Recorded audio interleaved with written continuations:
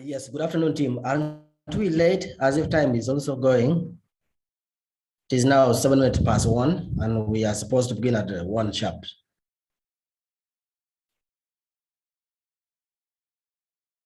So how many minutes are we left with to begin?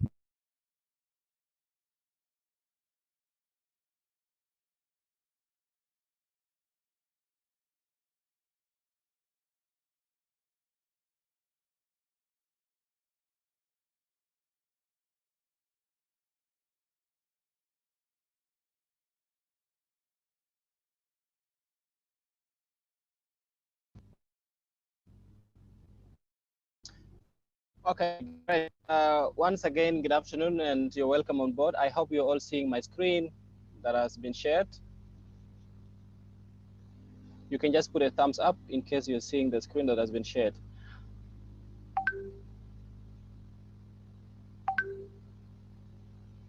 It is saying you have started sharing screen, but it's not appearing. Oh, I think I have a very low bandwidth.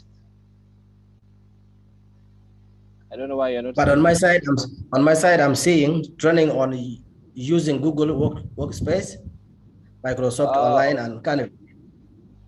Is that the screen you're talking about? Yes, a sort of blue presentation. Oh yeah, I can see it here. Okay. Who can confirm whether he or she is also seeing? Leju is not seeing. And you joke, I can see.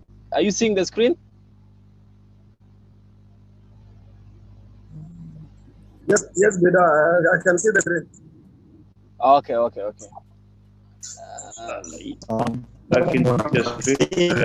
Please, I'm not seeing it. What I'm seeing Moro, is just loading. I'm not seeing anything that is showing. Yours is saying loading. Yes, it's still loading. It started sharing, yeah. Okay. What about Leju Oliver? Are you seeing the screen?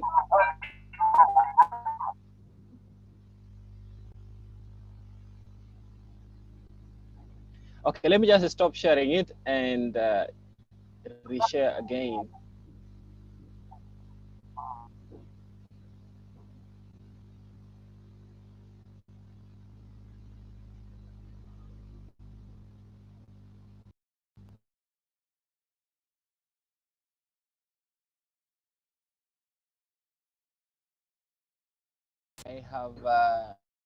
I have shared it. Are you seeing now? Yeah. Leju, are you seeing now? Okay. Yes, Bida. Okay, great. Perfect. Yeah, so this is a train that we're going to take you through using the Google Workspace and Microsoft Online, as well as how you can use Canva for basic graphic design, especially for people who are not professional graphic designers, so that you don't have to hire a graphic designer to do basic work that you need. So the training is organized by the Excellence Foundation, which is a non-profit, and we mainly do virtual capacity building training program that focuses on personal brand modeling and also your development as a person. And we do a few education support initiatives working with schools. So Google, Microsoft, and Canva offer free tools and services to users. And you, if you're running a growing business, you might need these services that can bring you more mobility, scalability, and also flexibility in the nature of your work.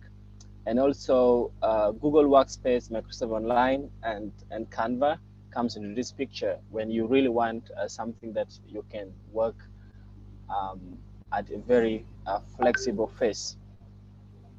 So what are the learning outcomes? What would we expect by the end of this training? By the end of this training, we want to see that participants understand the Google Workspace. You learn Google Docs, Sheets, Slides, and also how you can use Drive. You will also learn the Microsoft Online interface, and you should be able to create a Canva account and make basic graphic design using Canva. So most of the people who registered for this training are students. We have entry-level professionals, we have job seekers, we have high school leavers, and also we have administrators.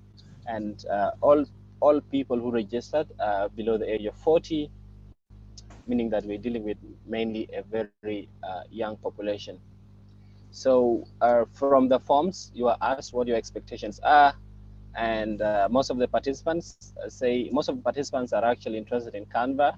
Most of them say they should be able to design many documents for themselves and also the businesses that they run, and they want to master the training subject, especially Canva. Most of them also want to build brands. Most of you want to increase design productivity and the rest, and acquiring deeper knowledge on the topics. And also most people want to expect to learn and understand what will be lectured and be able to use the knowledge that they will gain and skills when necessary. So in our training agenda, we'll look at the training overview, which I am doing now. Today is dedicated for suicide prevention. We'll have 10 minutes remarks from Dr. Leju, and then we'll look at the Google Workspace, we'll look at Microsoft Online, look at how we can design using Canva, and a few notes that you should take away. We'll review the work, and then we wrap up. Of course, the rules of engagement. This training is entirely for you. You should ask questions, especially in the chat box. And if you want to say something, you always raise your hand, and one person speaks at a time. You should communicate respectfully, even if you disagree with someone, and you should have fun as we go along the way. So this is mainly the purpose of this training. Now I trust that you have some sort of idea of what the training is all about. Leju, if you are in the call, okay, let's do some sort of introduction. I started myself. My name is Emmanuel Bida Thomas, and I will be the trainer for the day. So I will be calling you in the order your names appear in my screen. So what you do is you tell us your name, what you do, and the organization you work for. So the first person in my list is Peter Manut. Peter Manut Thiep. You can tell us your name, what you do, and where you work. Yeah, thank you. It is different person under Peter Manut's Zoom. So I'm called Deng John, not Peter Manut. Okay. So I'm called Deng John. I work for a radio station, that is the radio community, TRC, called Mayardit FM, that is in Warab State, Twitch County. I work as a broadcast journalist and also the deputy station manager and also the editor. Thank you. And also, I'm also the one controlling the social media. Also, there's WhatsApp, Facebook page, and Twitter in the station. Thank you. Okay, nice to have you, Deng John. Next in my list is Jesri.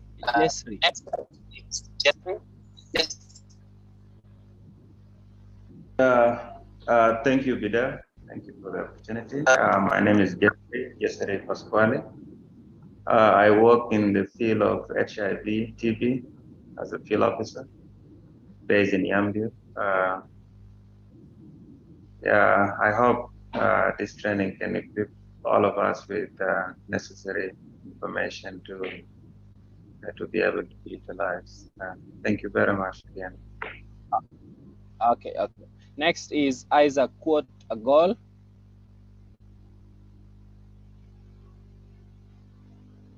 Isaac Quote Agol. Okay, Leju Oliver. Leju Oliver, over to you.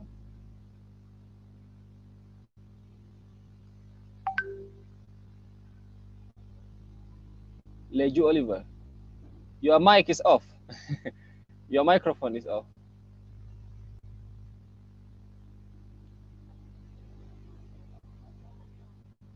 Okay, now your mic is on. It's off again.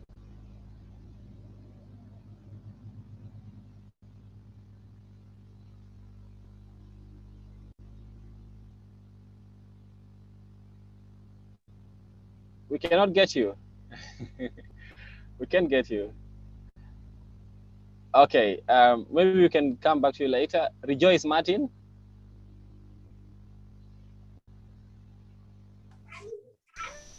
Okay, my name is Rejoice Martin Kubaya. Pre-mentioned, right? Working. I was working with IC. I'm not yet working. Yeah, thank you. Okay. Nice to have you. Moro Stephen?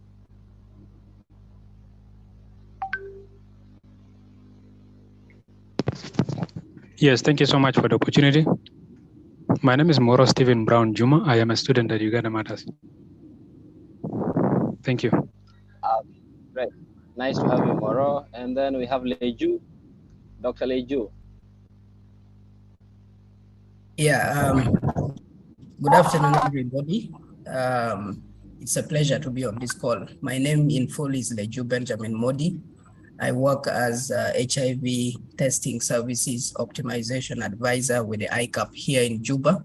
So anything to do with the HIV testing, really, if you need any guidance, you can get in touch with me.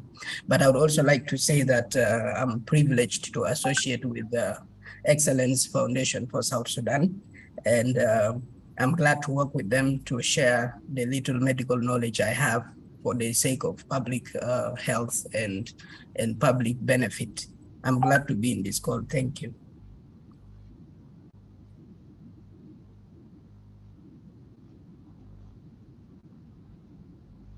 Thank you so much, Dr. Leju. We're happy to work with you. We have Sharif Azaki. Sharif. Yes, thank you so much. I'm really glad to be part of this training, and I think this is my first training I'm attending at Excellence Foundation. My name is Sharif Azaki, working with the ICAP as an air technician. Thank you. Okay, right. So both you and Dr. Leju work for ICAP. And we have Beacon Solomon Moses.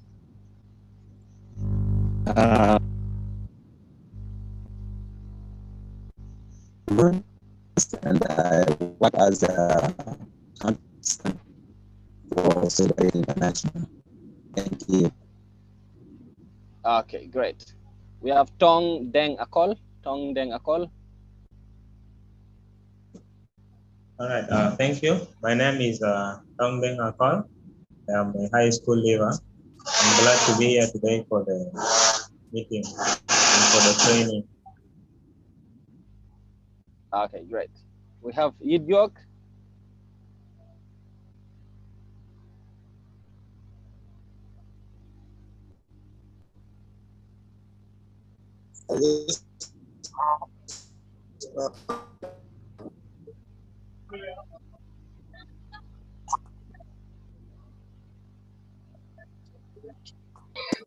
Hello.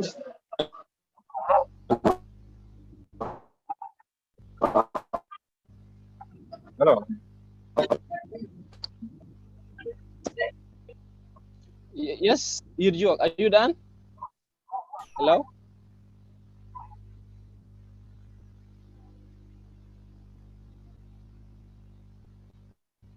Are you hearing me? Yes, we are getting you. Yeah, my name is Young. I'm working with Catholic University of South Sudan. I'm Liberian. So it is nice to meet you. This workshop. So I heard about the workshop last week in July. So it's nice to be with you guys. Okay, great. Yeah, so thank you all for the round of introduction. Looks like the number is getting huge, and we'll give the remaining half of the people to introduce themselves towards the end of the session. Thank you all. And now we'll move to the first item in our agenda, where I give the chance to Dr. Leju to say his remarks. Leju, you're welcome.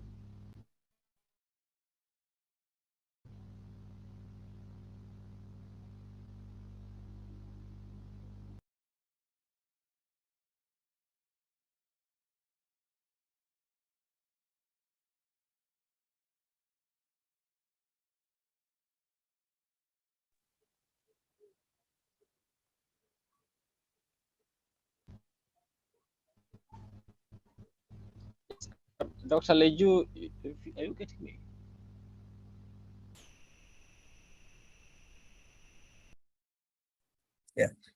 Yeah, Bida, sorry, I had a phone call here. Is it my time? Okay. Yeah, it's your time now. Okay, thanks. I hope everybody can see my screen. Yeah. All right. So for people who may be new to EFSS trainings, maybe let me say from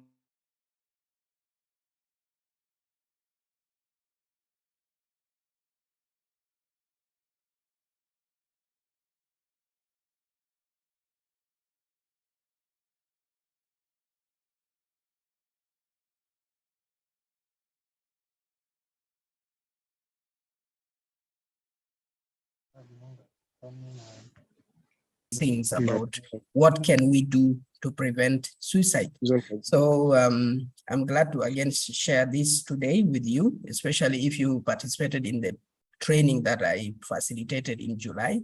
I think most of this should not be new to you. It's just a refresher on what we should do about suicide. So it is real, it is with us. I think last week, one of the upcoming local artists report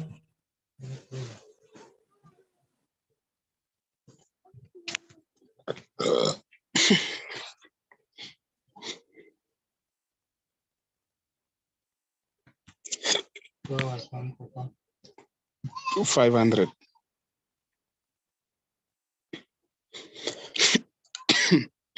So if it is you or I facing the problem, the most important thing is to be able to seek for help. Let's not keep stressful situations with us, stressful things with us. Let's always share. Let's always ask people to help us out, even if it is with an idea that might help turn things around. We should always be willing to share such stressful situations. For example, for South Sudan, the South Sudan Council of Churches has provided this toll-free line.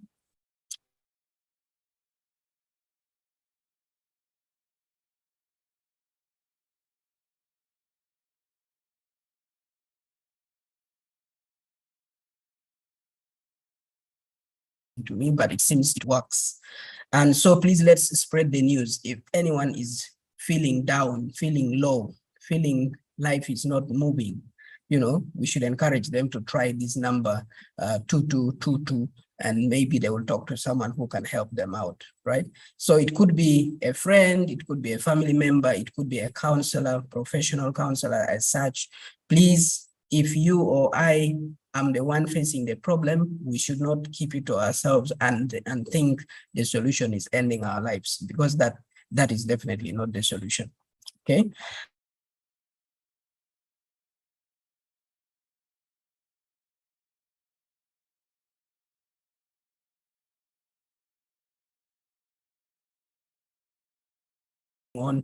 They might be happy that you showed concern, and they might actually open up to you, and they will be able to tell you whatever situation they are going through, and then you can either directly help or link them to where they can get necessary help.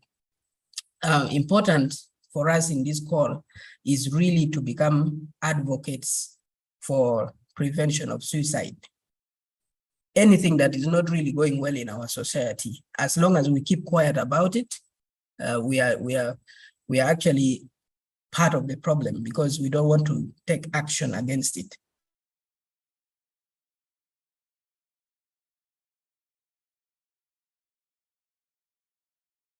Discrimination for whatever reason that is there.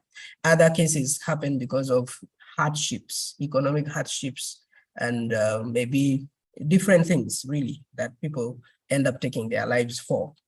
But if we speak up about these things and we take action and say, even if it is this much on you, there is a way out. This or that way can help you.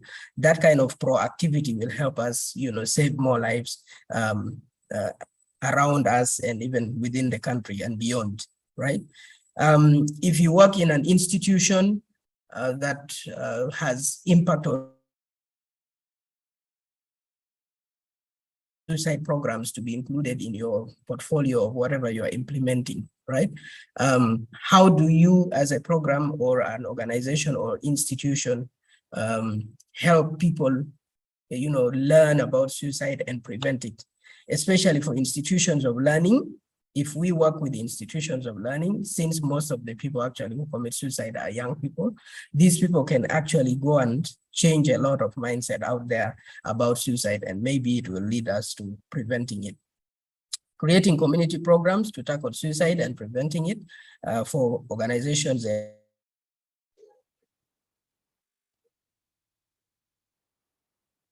for them.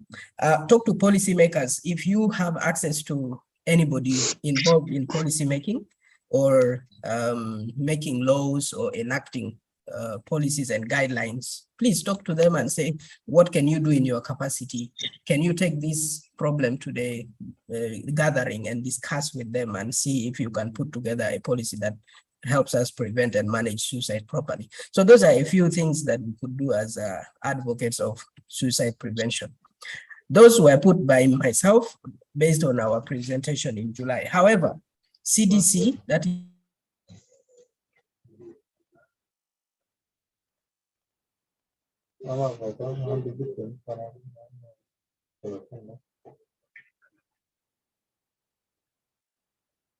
prevention, and they are here. One is to strengthen economic supports. This could be at household level, financial security.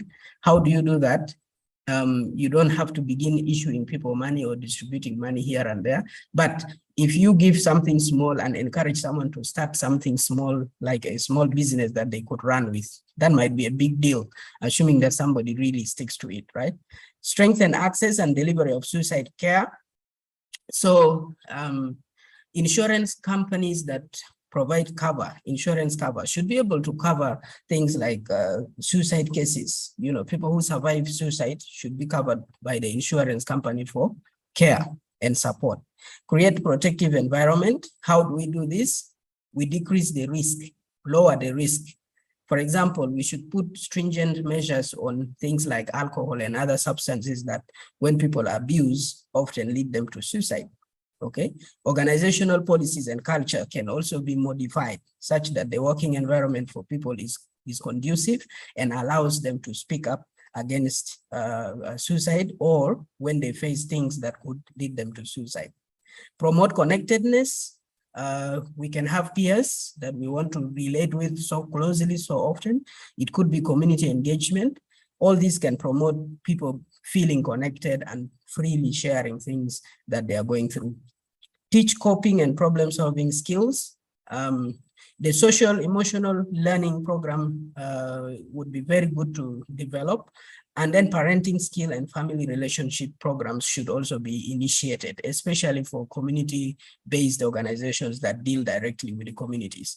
How should a child cope with the problems? How are they able to solve problems in their lives without thinking of suicide as the solution?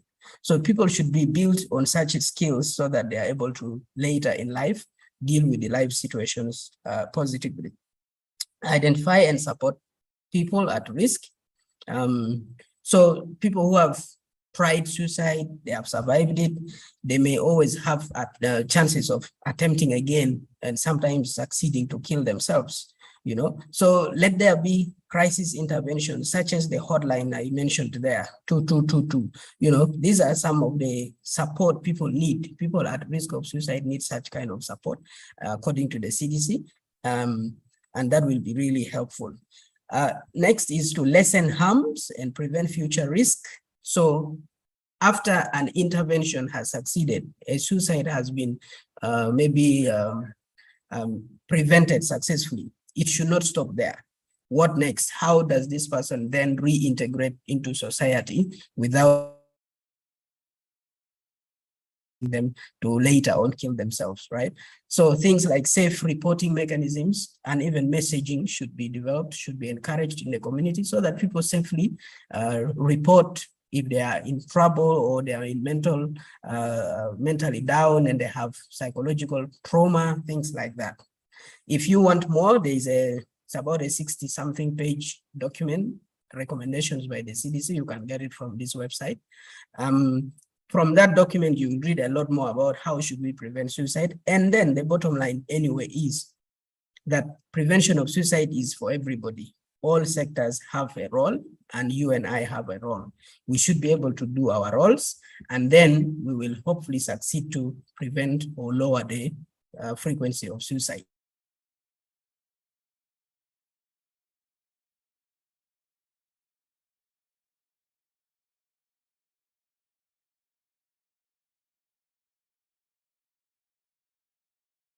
Concern for others in our individual and community lives would go a long way in making the world the better place we so passionately dreamt of. If we want a better place, this world to be a better place, then we must show concern for others, both in our individual and community lives. I would like to thank you for listening. Let us go out there and prevent suicide. Bida, over from me, unless there's a question. Wow, excellent. Thank you so much, Dr. Leju, for that nice presentation. Does anyone have a question for him on his presentation?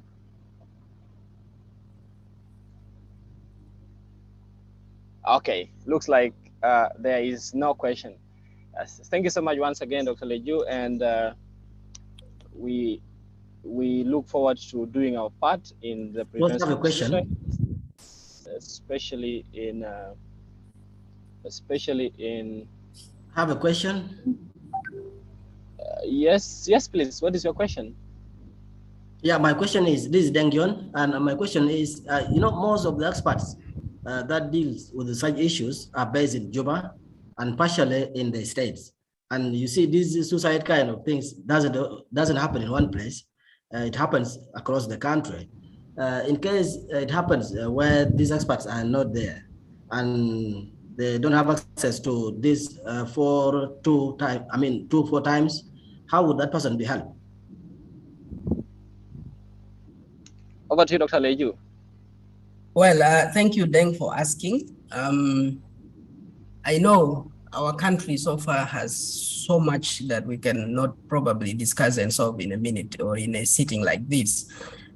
In terms of access to healthcare, access to services, there are so many parts of the country that are so blocked off, mostly because of inaccessibility by infrastructure, such as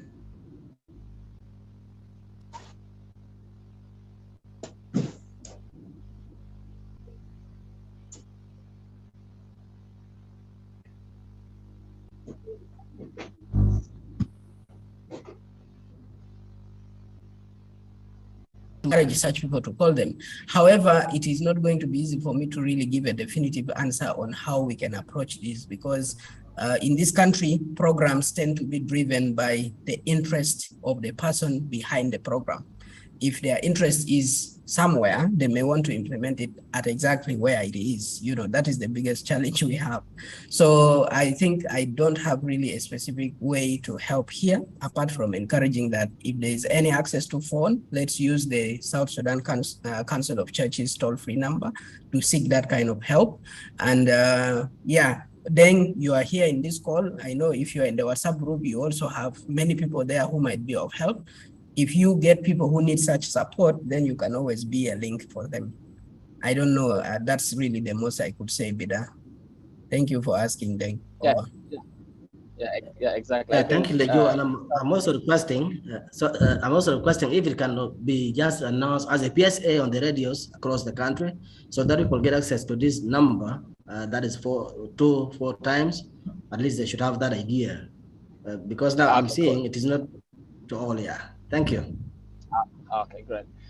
Thank you so much. The rest of the questions can be put another question now in the chat box, and Leju should be able to respond to your questions in the chat.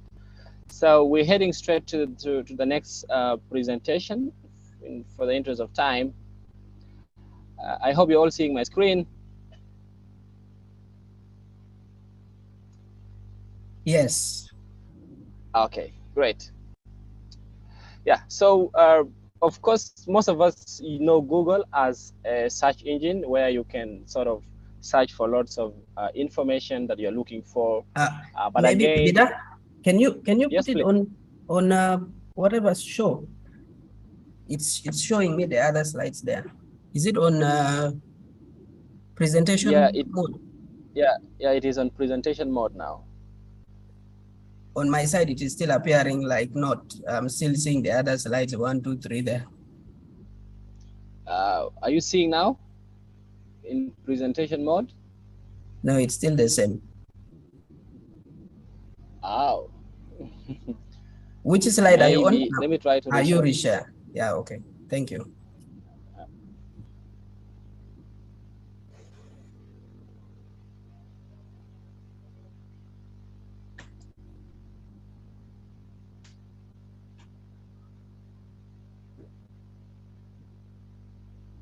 Hello. Hello.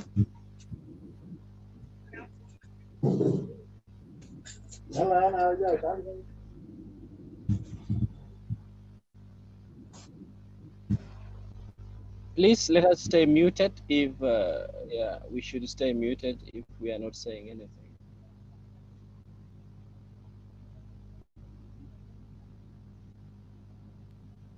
Bida, I hope you have seen my question on the chat box.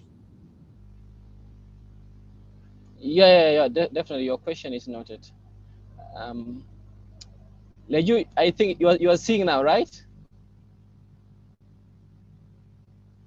Yes, but it's still not on presentation mode. Okay, so now I'm switching to presentation mode. I have switched to presentation. Are you seeing the presentation mode now?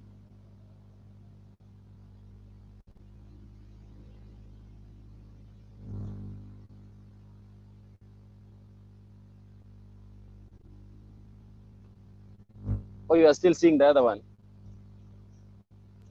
Yeah, we are still seeing the slides. Okay. I think just continue. Like just continue.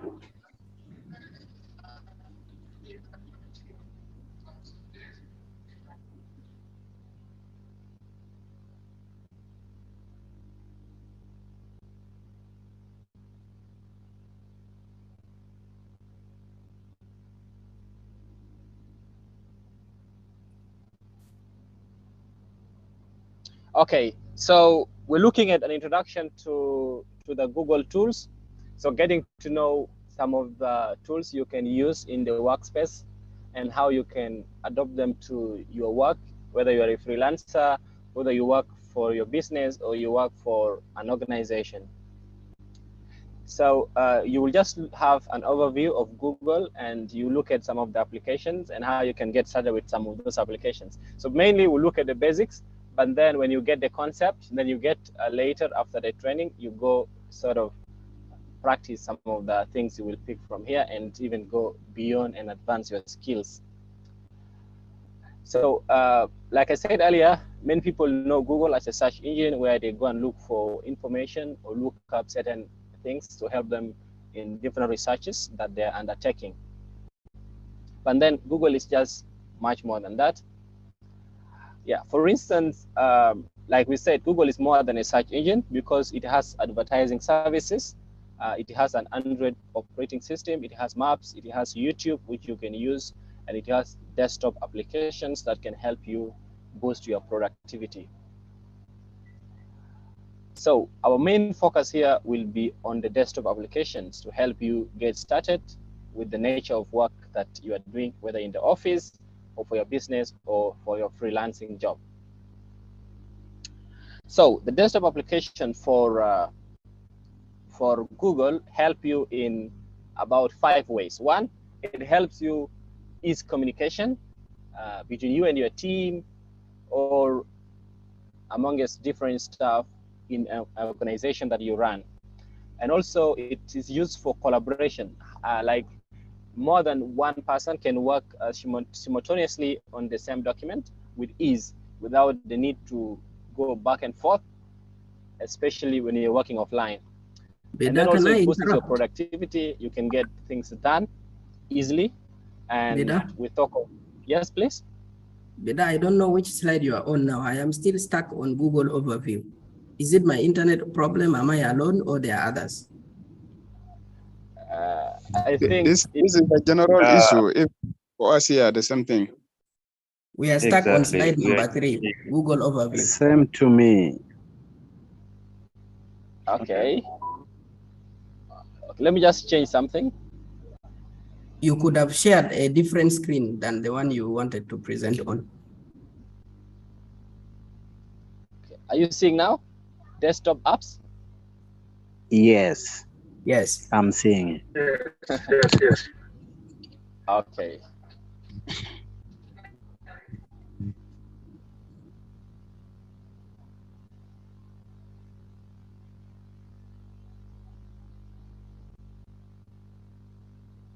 Are you seeing this?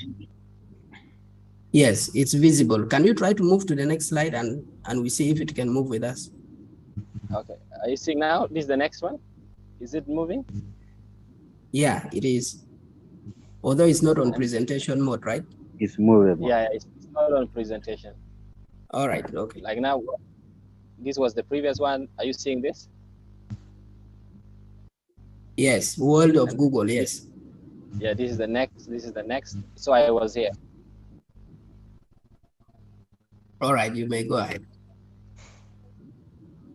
Okay. Yeah. So when you get to use these tools, you also realize that your creativity can be easily boosted. Like you get to do things in a very unique way, and you can kind of surprise people that you work with, or even clients, in case you're running a business. So these apps can be used by consumers, can be used by businesses, can be used by schools, can be used by non-profits, and can also be used by government agencies in seeing that you really easily ease your work with these apps. And why do we have to use Google? One, Google is free, and it doesn't want you to pay.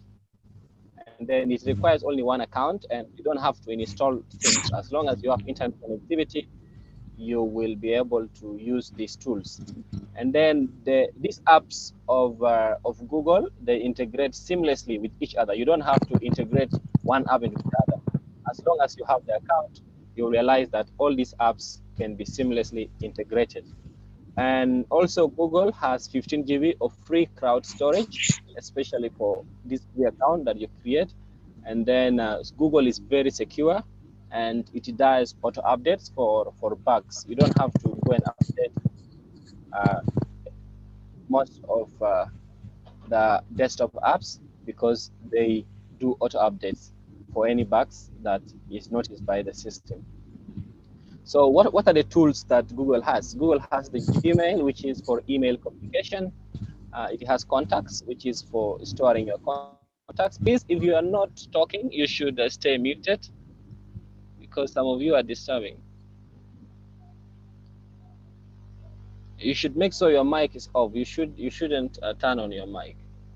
And then we have Google Meet, which is for virtual meetings. We have Google Sites for creating a simple website. And then we have the apps for work, which is Docs, Sheets, Forms, Slides, and Sites. And then we have Drive, which is for storage. And then we have Chrome, which is the search engine. So we'll mainly look at the apps for work. The apps for work will be our focus. We'll look at Docs, Sheets, Forms, and Slides. And then Drive. We will not look at Sites. And yeah, so Gmail, all of you have Gmail accounts. It's fast, searchable email with less spam, and allows importing from other webmail providers. And you can have access to your contacts and all the tasks. And you can do one single sign-on for all the Google tools. So this is the Gmail interface. At least most of you who use Gmail, you realize that there's a search box, there's an inbox, there's settings, there are labels where you can see different. I'm saying let us stay muted. We shouldn't disturb the call.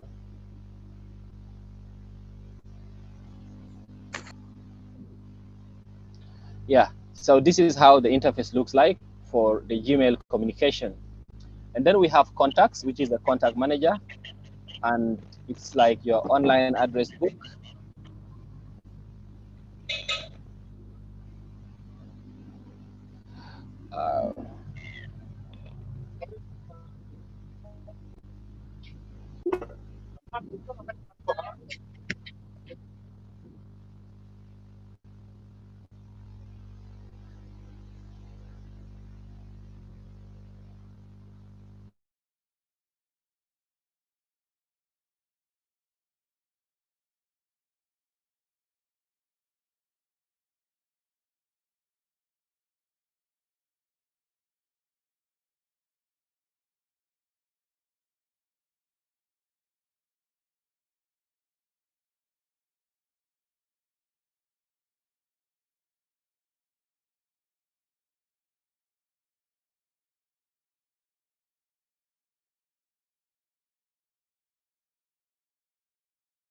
I am not hearing anybody.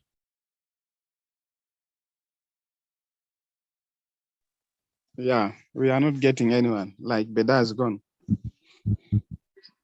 Yeah. I think he has gone quiet. That's dropped. No,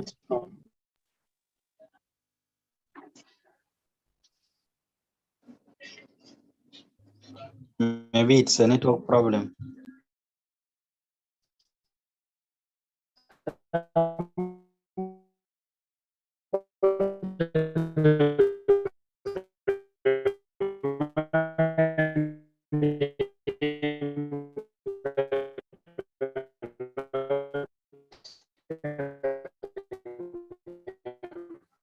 Maybe in case he's talking. Yeah, Beda has been pushed out by network. Maybe he'll join shortly. Yeah.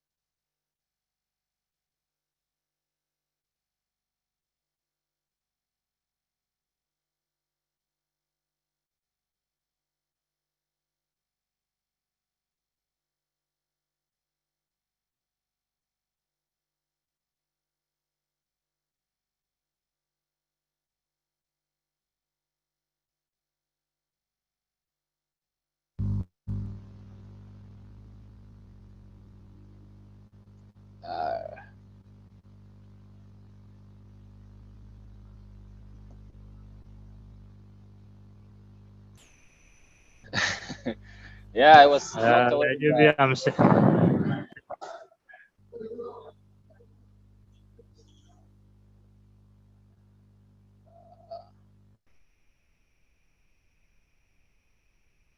I hope you're all seeing my screen. Sorry, I was knocked away by internet connection.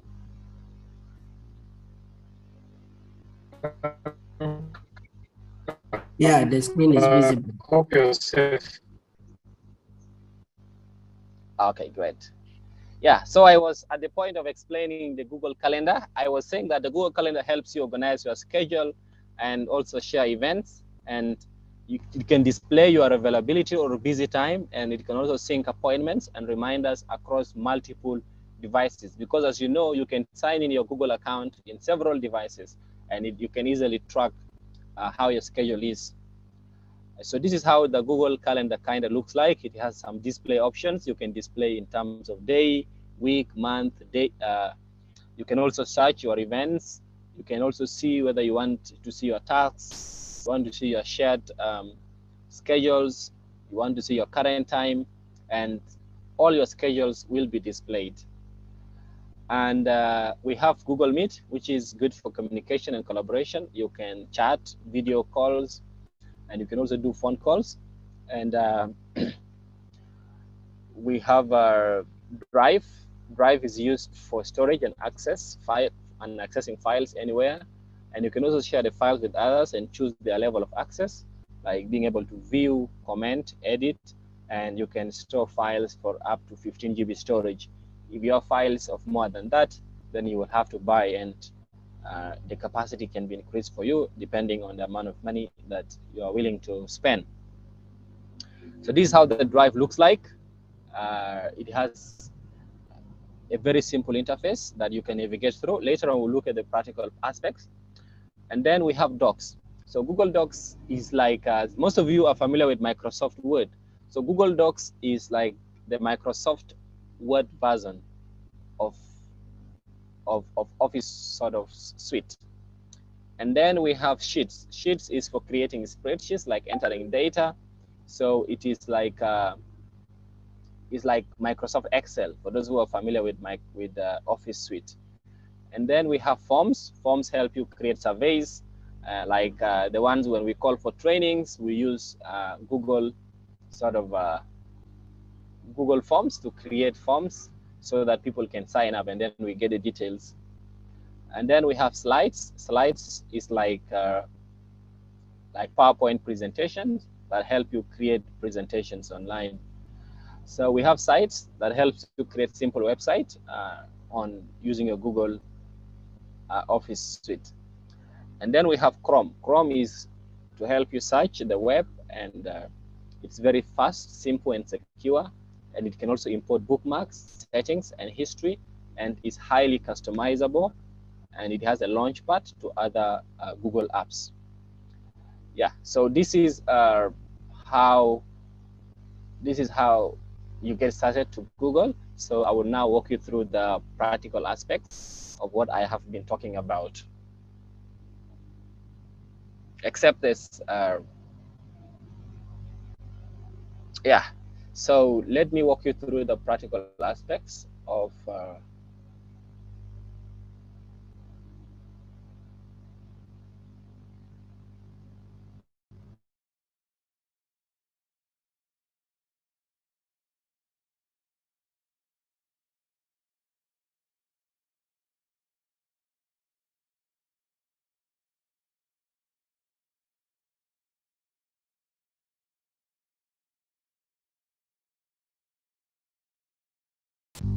Are you seeing my screen? Yes.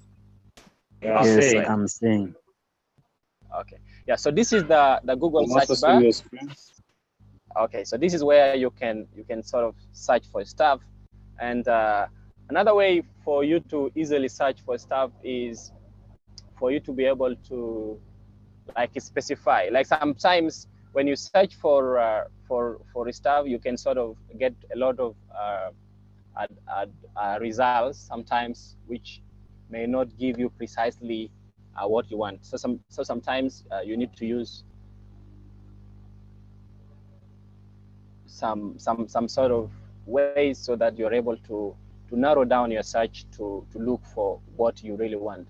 So for instance, if you're looking for file types like PowerPoint presentations or PDF documents or docs or or Excel, you need to clearly state it. For instance, let's say we are looking for, maybe we're looking for documents on South Sudan, and then we want to see maybe a Word document. You need to specify clearly what you want. For instance, let's say we need a Word document, you need to state the file type, and then you say docs.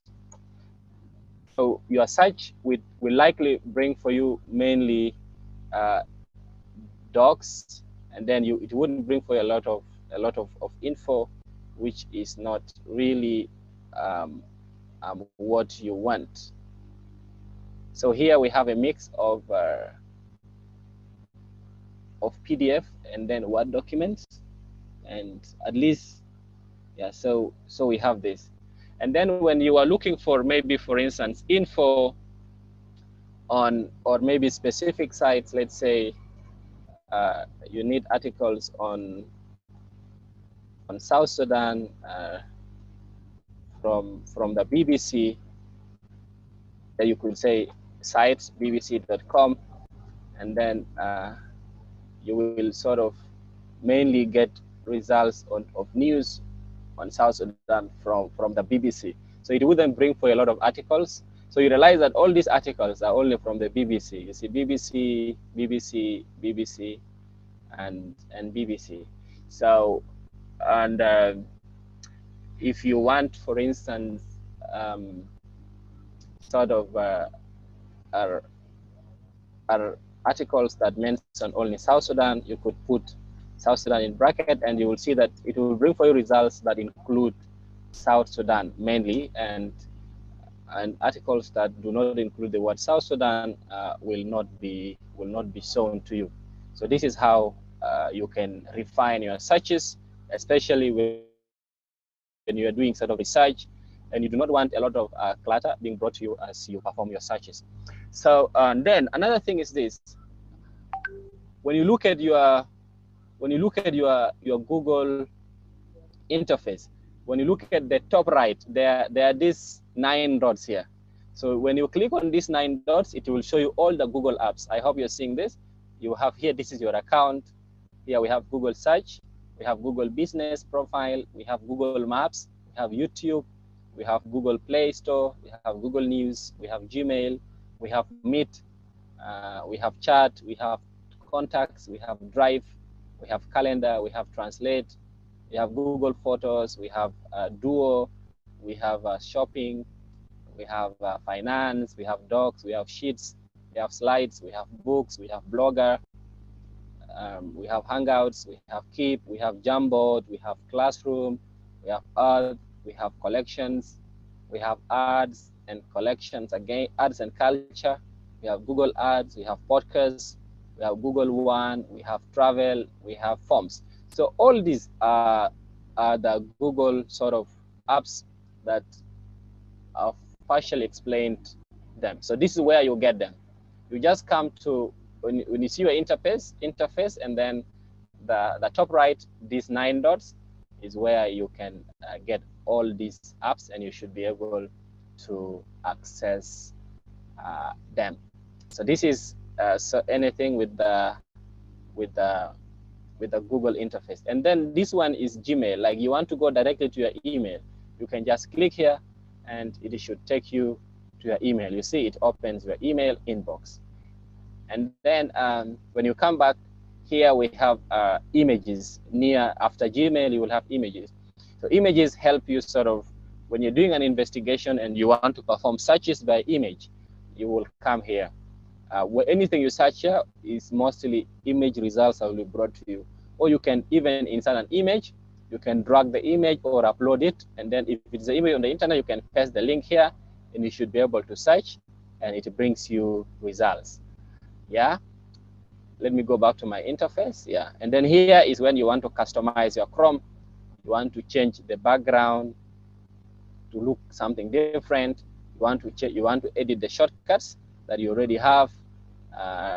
Like here, your shortcuts are curated by you, and here by Google, it includes the most visited sites. You can change the color and theme from here, and that is how you get to customize your Chrome on your computer. Any questions on the Google interface? Okay, so yes. yes, please, Moro. Yes, this is Isaac. Hello. Who is that? Yeah, first try to detect me through customizing Chrome. Okay. This is Steven. Okay. Okay. Okay, this is Isaac. The same question. Isaac is asking the same question. Customizing. Okay. Okay. Yeah. So okay, when you're on your Chrome, then you look at the bottom right. You will see customize Chrome, and it has a pen icon there. So when you click on this, one, you can change sort of the image that displays on your Chrome. First,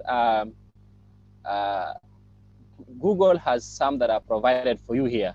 You see, like we have this that you are seeing on my screen. Like this is LGBT arts collection. We have Latino arts collection. We have Black artists. We have landscapes. So you can choose from this, or you can upload from your computer, from your device. You see this? Upload from device. So you can click on this, and let's say I want to get a picture that I have from my computer. Let's say this is the image that I want. Then you see the image has been changed to this because I uploaded this from my device. Yeah. And then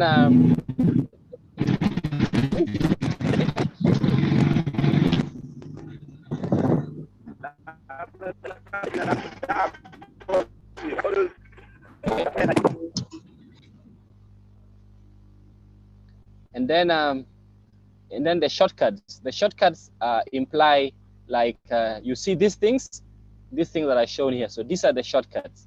So for instance, if you want to edit them, you can come to shortcuts, and then you can include sort of links that you curate them yourself. But then when you come here, Google will only include the most visited sites that you visit from time to time will be the one that are included on your homepage. And then when you come to the color and theme, you can change here. Like it has a lot of colors. Like this is the color that I am using, but there are several colors here. Or you can do your custom color by clicking this, and then you can curate a color that you desire for your homepage. So this is how you kind of customize your Chrome. Yeah, so let's head back to our apps. Like I said, you click those 9 dots at the top right. So when you click this, let's say our first app that we are going to use is Google Docs. Let me just take you quickly through Google Docs. When you click this, so this is the Google Docs interface. So another way of accessing Google Docs is by writing docs.google.com. Docs is DOCS, then you put .google.com. And then, so this is the interface. So it's very simple. Here is the search bar where all documents that you have worked on will show here. For instance, these are all documents that I have worked on. They're all here like this. So when I search, when I just want to look for a specific document, I can just write the name and it should be able to show for me here. And then you have here, in case you don't want to start a document from scratch, also Google has some templates for you here. So you can choose from any of these templates and then you begin work. It has a format for a resume. It has a format for writing a letter, a format for writing a project proposal, a format for designing a simple brochure, and a lot of other templates. You can come to the template gallery and you see them here. You see these are letters, these are personal stuff like writing recipes. This is for work, project proposal, meeting notes, and so this is when you don't want to start anything from scratch. Even writing a training proposal, you can just sort of get the template from there. So this is the template gallery for you. And when you click on this, when you want to hide the templates, you do not want to see them, you can just hide them here so that you only see work that you have been able to work on. So when you want to create, for instance, when you want to create your own sort of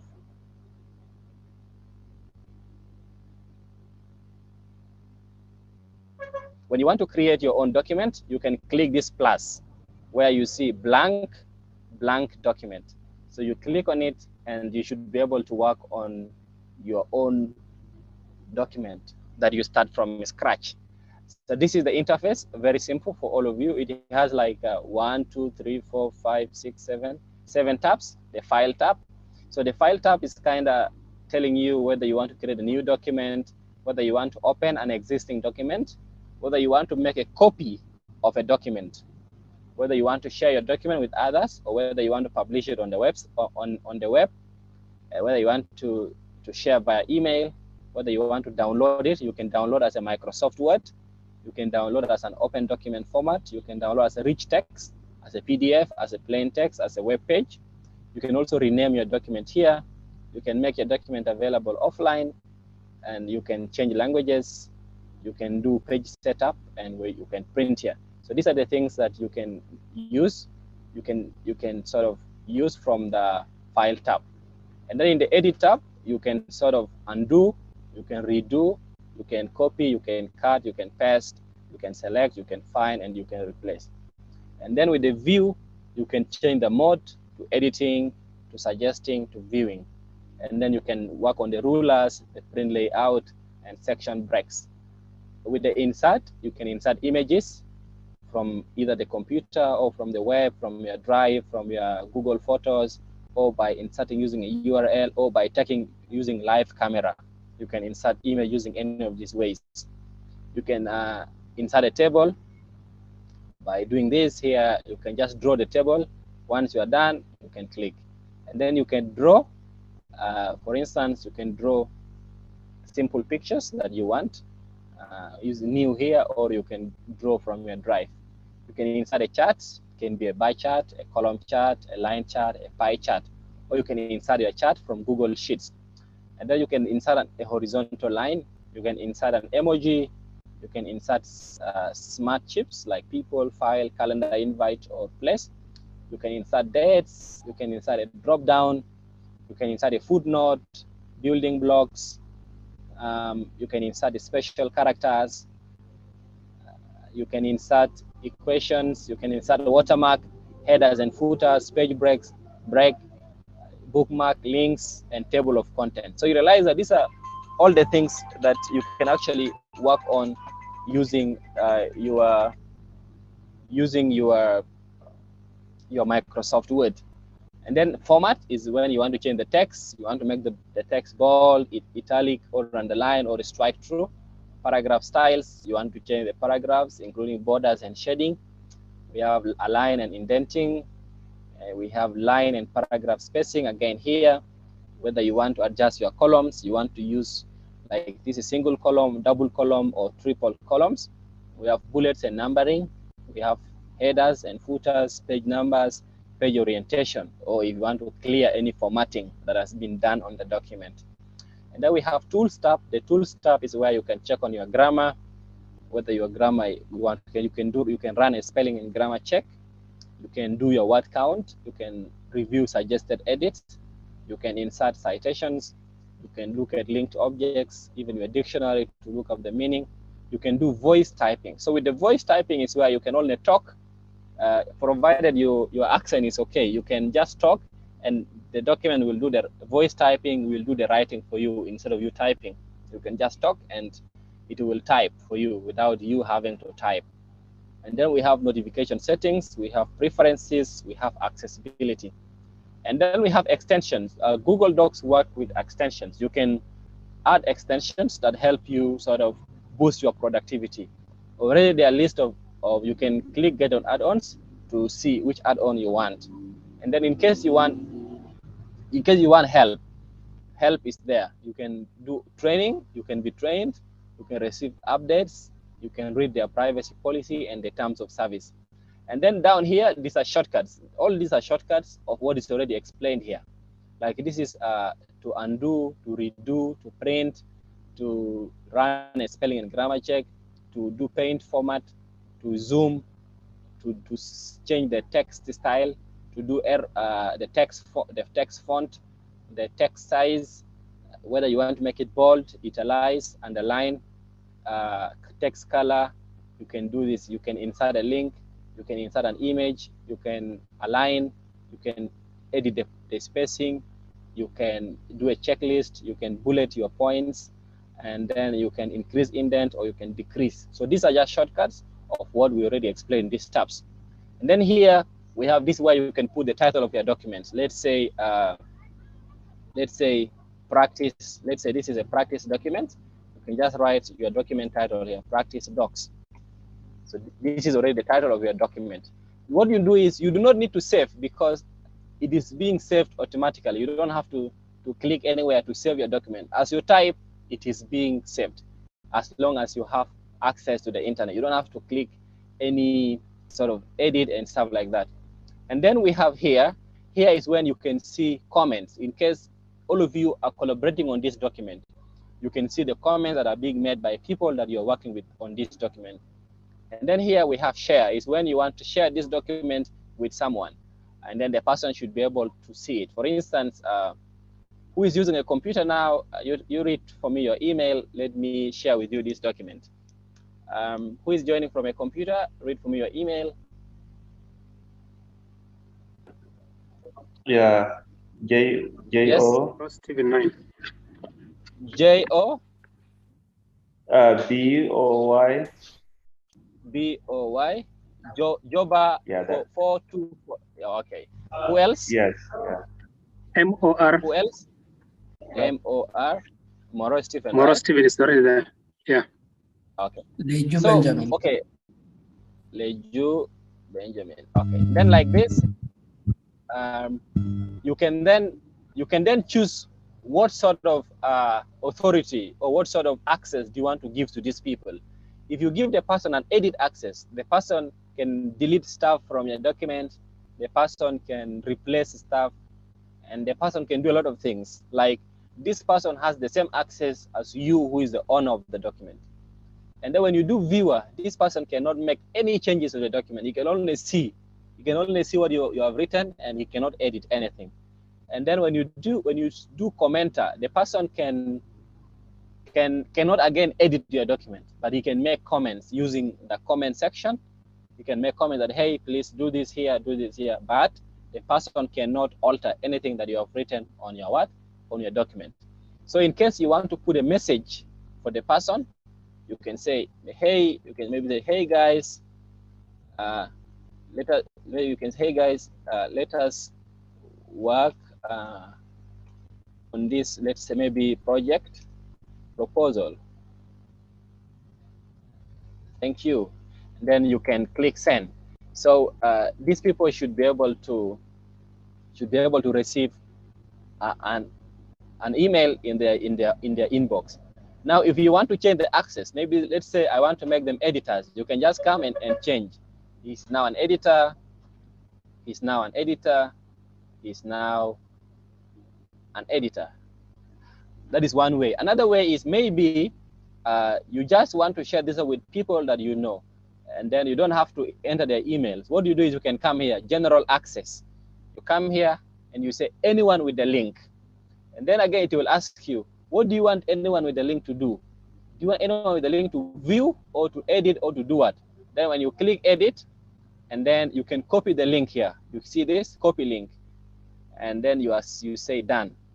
And then you can send, for instance, when I put this link in the chat box, anyone who opens this should be able to, if you click on that, it will take you to that document. So have you received the emails, those ones whose emails I have added? Yeah, you see, I am seeing already somebody has joined. So when somebody joins this document, you will see them here. Like this is somebody who joined anonymously.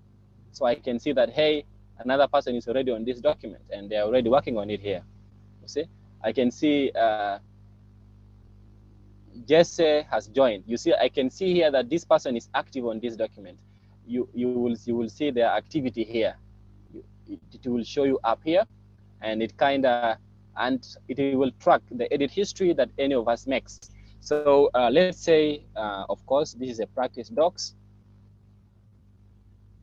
Yeah, you see, I see someone is typing. Yeah, I see. Yeah, so we have a lot of people who are already on this document. So once any of them works, will see that, hey, these people are working on this document. So this is how sort of Google Docs works for you. I think the rest of the things are making things bold. These are basic things that all of you know. Any question on the Google Docs before we move to the next tool? Nancy, do you have any question on Google? Yeah, yes, Sharif, please. Yes, Sharif. I skipped how to write the title of the book. Not much idea. The title of the document. The title of the document. Yeah. Okay. When you open the document, you will see this. You will see something up here. You will see. Have you seen where my cursor is? Practice docs. Are you seeing this? Yeah. Yeah. So that is the title of your document. You will write it there. Good. Yeah. Any other question?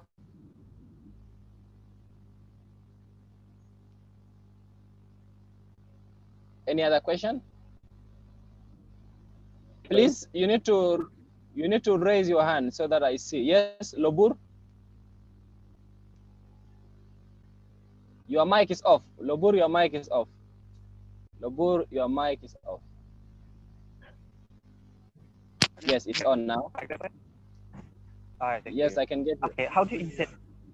Yeah, how do you insert the feature to the Google Doc? Okay. That's the question. Slide. All right. Thank you.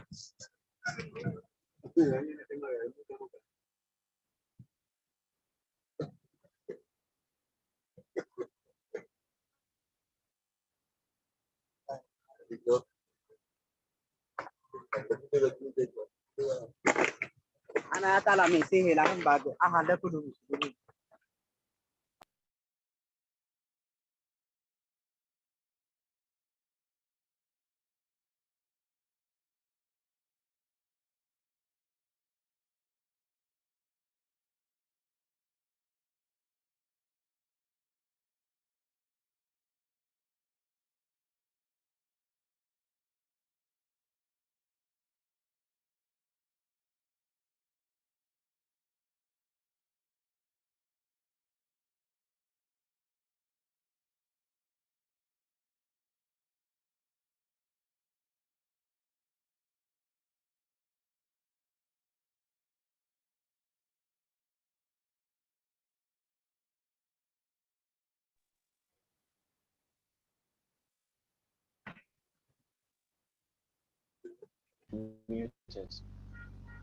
Yeah, so this is kind of how you insert the image, and you can do a lot of stuff. You can crop the image by coming to this thing where there's this crop icon here. You can change a lot of like the size, or you want to do the text wrapping. Maybe you want to move your document in front of the text, so you can move it easily like this without having to interrupt your work. You can also send the document behind text, so that when you bring it here, your picture is behind the text instead of in front of the text. So this is how you work with. Please let us unmute. Thank you. Let us unmute ourselves.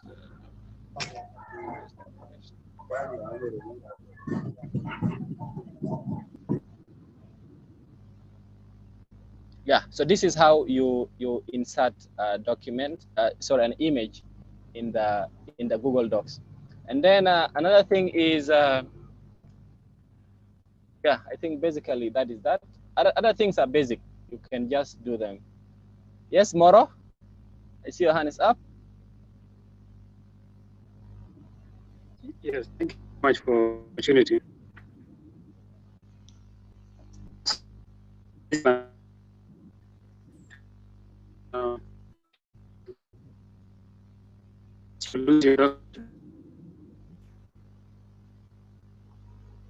I am not getting you, Moro. I don't know if someone is getting him, maybe he can. Or maybe somebody. Hello. Hello. Maybe you can type your question in the chat box, Moro. Hello.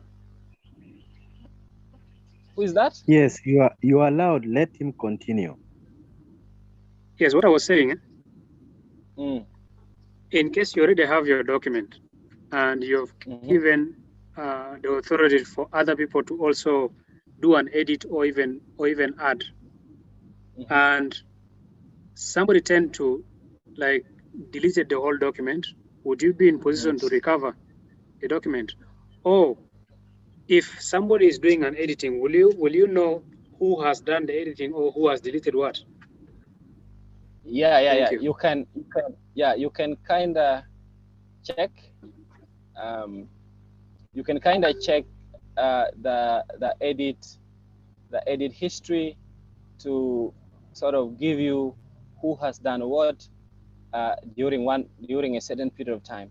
But then well, if somebody decides to delete your whole document, my friend, you're not going to get it. Your document is gone.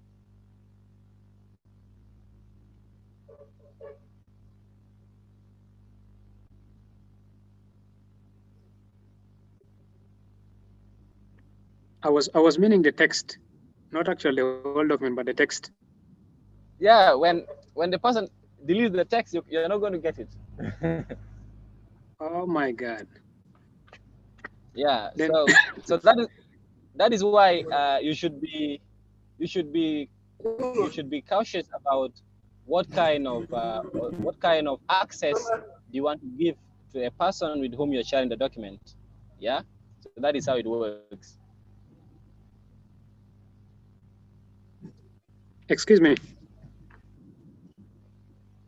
Yes, please. Hello. Yes, please. Is there any option of giving someone to only do an edit and input but not delete? No. There's no option. When you give somebody an edit access, then the person will definitely be able to delete and stuff like that.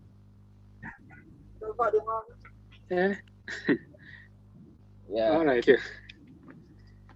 So that is it's how it works. Kind of risky. Yeah, it's very risky. And then when you want to see, the edit history, you can come to this one here where it says it will always show you last edit was made by this person. So when you click this, it will show you the edit history. Like you see, these are the names of the people who have collaborated on this document. You see, it will show you this, and then it will give colors. For instance, you follow the colors keenly. Like this edit was made by this person. This was made by this color. So this is now the edit history, showing you kind of who has done what on this document. So that is how you view it. Will show you how many edits have been made. Like here, 5 edits have been made on this document. So that is how you can view your edit history. Is it clear? Yes, to me, I'm not. I haven't. Let me say how you inserted the picture. If you can, let me sort of take you back. But can you again do for me how it is? No, you can just go to insert, and then there's an option for image. You can insert it from there. Now, okay. The next thing we are going to look at is Google Sheets. So, for instance, all of you work on sort of on Microsoft Excel. So Google Sheets is just the version of Excel, like helping you do a lot of stuff when it comes to what. No, okay, I was. Some of you will ask me later this question. So when you want to go back home, like after working on your document, now you want to go back to where you got this document from, you can just click this icon here, Docs Home. You can click on it, and it should be able to take you to this interface that we showed during the introduction. So let's say, yeah, so like you see, so this is now the document. This is the most recent document. It will show here. So that is how the homepage looks like. So if you want to go to another productivity tools, remember our nine dots are always there. So you can come here and then you click on it and you go to the next tool. Let's say we want sheets. You click on sheets. So another way to access sheets is by going to sheets.google.com. So like that, you should be able to access to, Google Sheets. You go to sheets.google.com.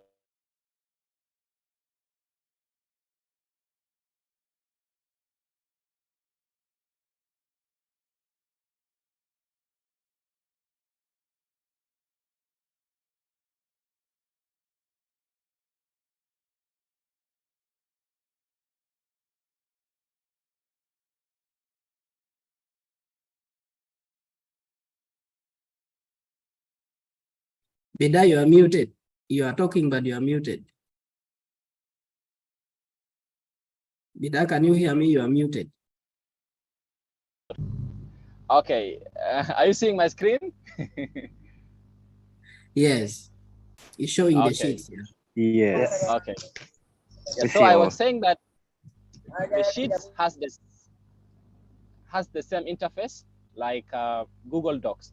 So what happens is it will come with the default name and title spreadsheet, but you can rename it. Let's say Sheets Practice. So again, it has about 7 tabs. The File tab, where you can create new document, open, import. You can import details. You can make a copy. You can share. You can email. You can download.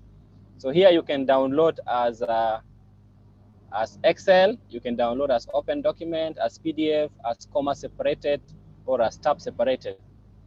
You can also edit. You can undo, redo. You can view. You can insert. You can do a lot of stuff, and then you can also share.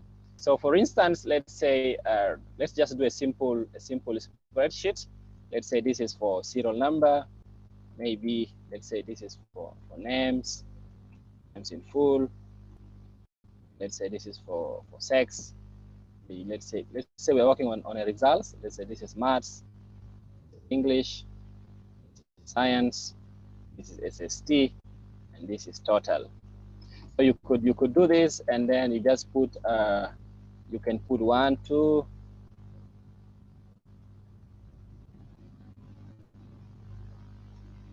And then let's say maybe you want to put names. Let's say John, maybe Mary, like that, stuff like that. Let's just I'm just going to copy the same name for all of this, and then let's say we want gender of these people.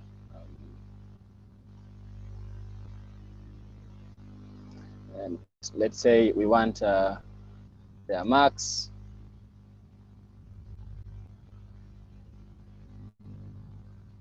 The different subjects, so we can just do that. Let's say we want to see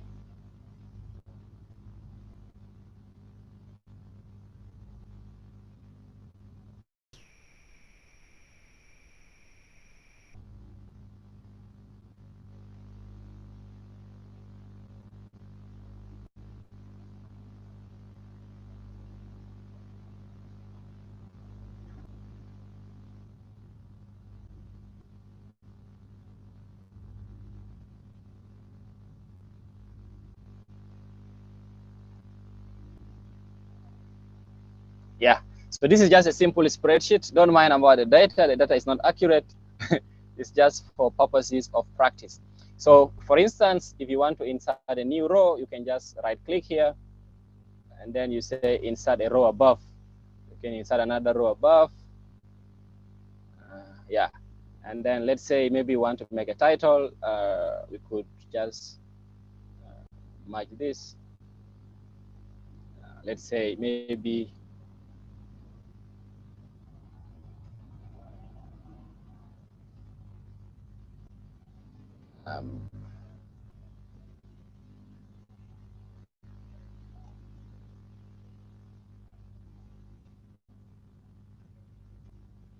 Hi.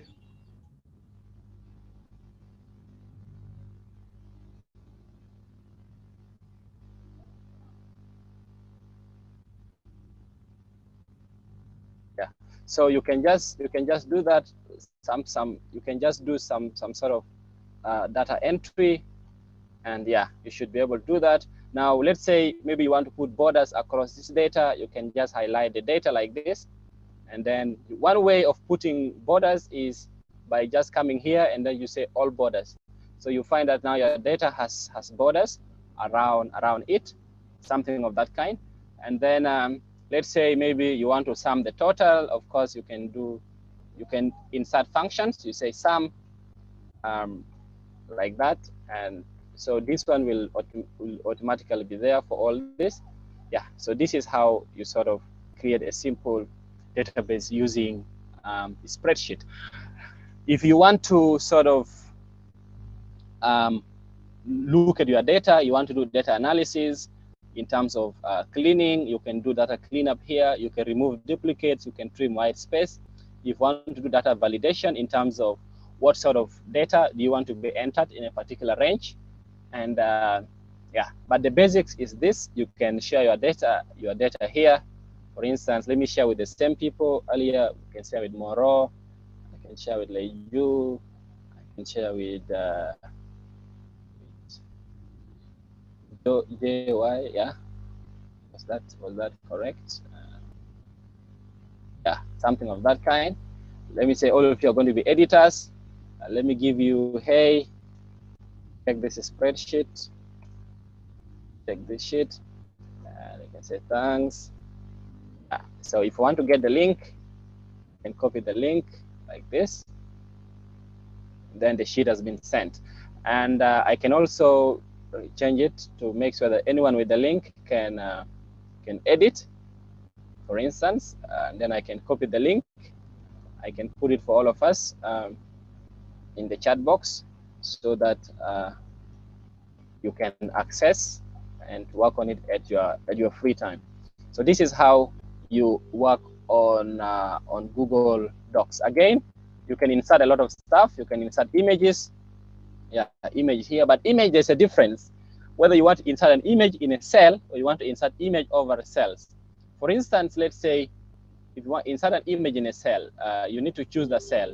Let's say you want to insert it in this cell. When you click insert an image in a cell, then it gives you the option whether you want to upload from your computer. Let's say this image. Yeah. So you see that this image has been inserted only inside that cell. Have you seen? It's there, very small. It's been inserted inside the cell. But then the best way is usually to insert the image over the cell. So when you insert the image over the cell, you have the authority to move the image. But then if you insert the image inside a cell, my friend, you cannot move it. Now, like this over a cell is okay. You can easily edit this, and you can move this image anywhere you want in your in your document. So let's say maybe you want to work on let's say you want to work on a specific graph for this data. You can come here and you say insert chart, and then you choose that. You see, so this is a chart that has been worked on for the data that I have sort of chosen. So this is how you do basic work on Google Sheets. Any questions on this before we move to the next one? Please put up your hand. Don't just unmute and begin talking. You need to put your hand up so that you need to raise your hand. There's a raise hand icon that you can use for raising your hand. If you have any question, yes, Isaac Quote, ask your question.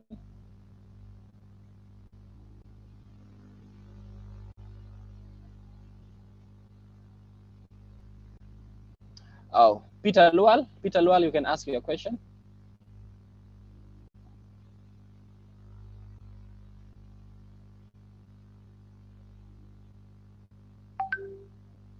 Oh, looks like all of you are not getting me. Who else has a question before we move to the next session?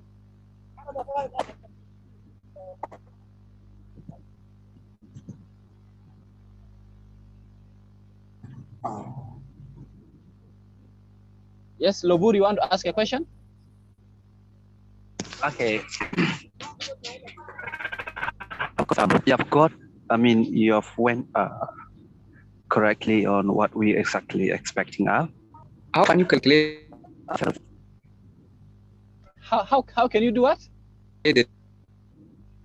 How can you do what?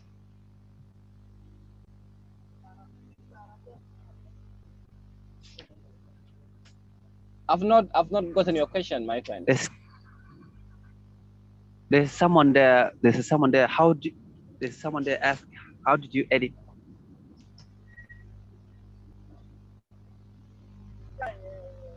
How did you do what? Your question is not There's someone there ask. He was asking about how you can edit. Yes. I am not getting you clearly. Yes. Who else is having a hand up? Okay, if there's no question, then I guess it's clear. You can just go and try out some of those things at your free time, and then you get to see how best you can work on this. It's just the same knowledge of Excel is what you will apply when you are working on these Google Sheets.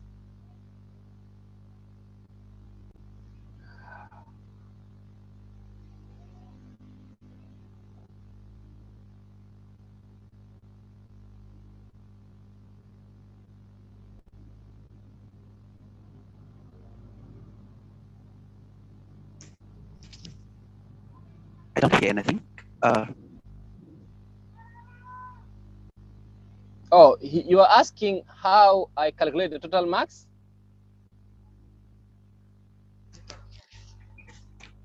Yes, that's a question. Yes, of course. Okay. Okay. What happens is usually, like when you are learning your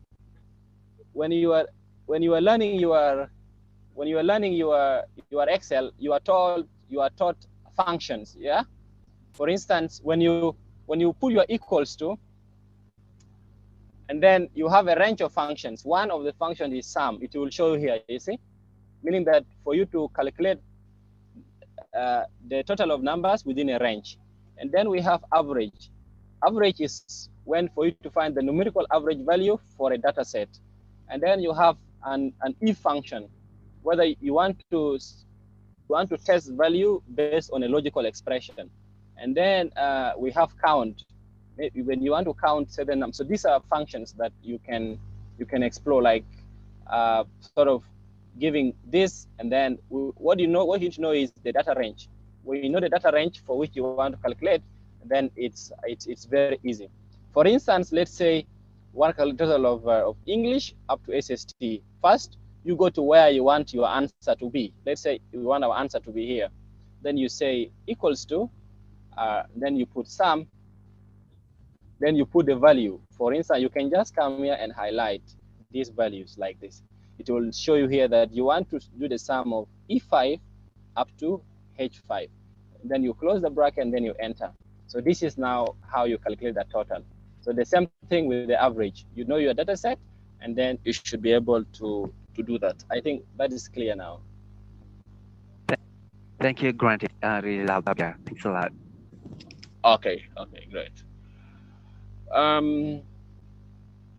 Let's move to the next. Again, if you want to go back, you can just click here, sheets. Yeah, then you are back to your homepage. There you see your recent document. It's already It's already here. So we can go back to our apps.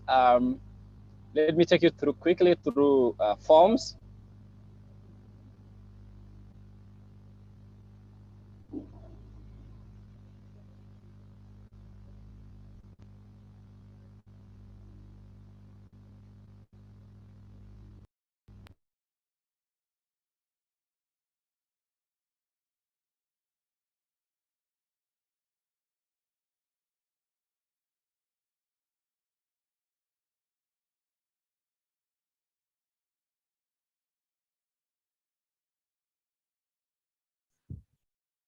I can't hear Bida. I'm not hearing. Okay, sorry about that. Sorry about that. Are you getting me now? So I was saying that this is the interface for Google Forms. So Google Forms sort of help you when you want to do simple surveys for people who are online, for your online audience.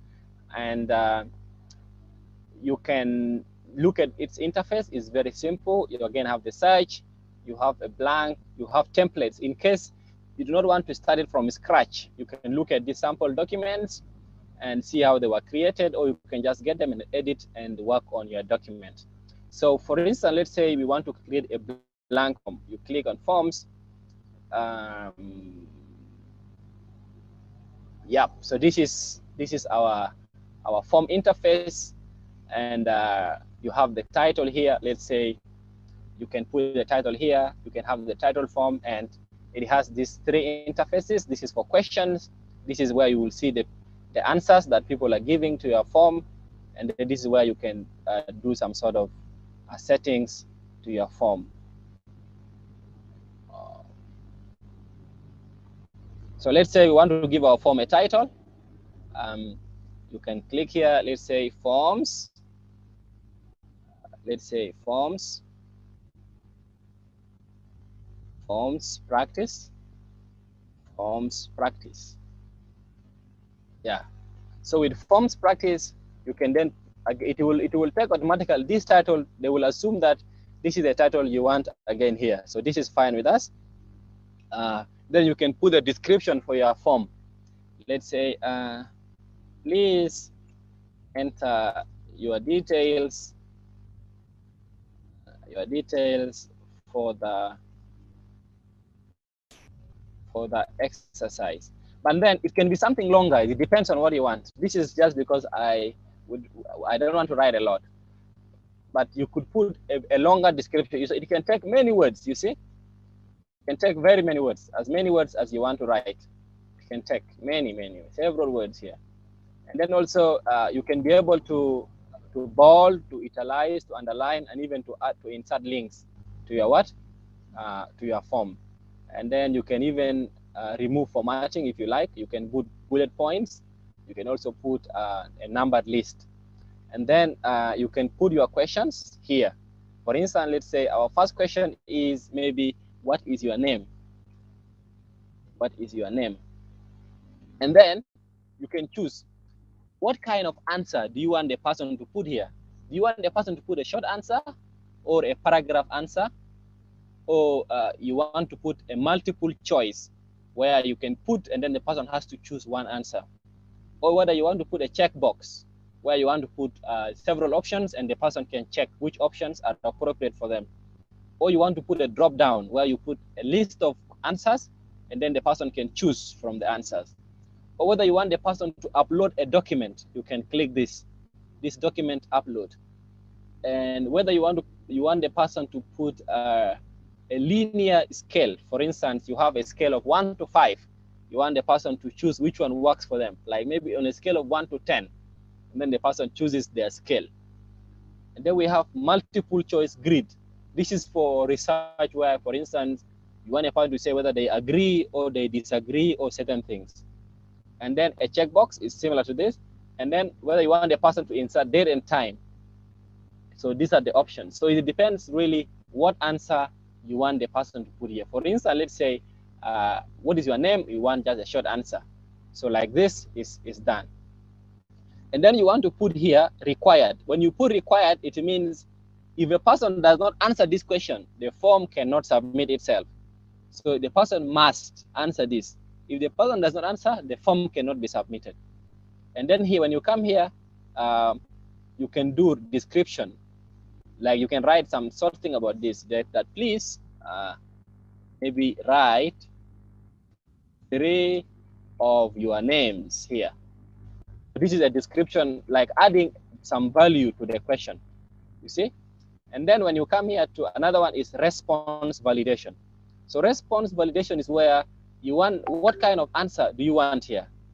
For instance, you want text. If a person puts numbers here, the answer will not accept itself. Let's say, for instance, you want, you can also restrict the length.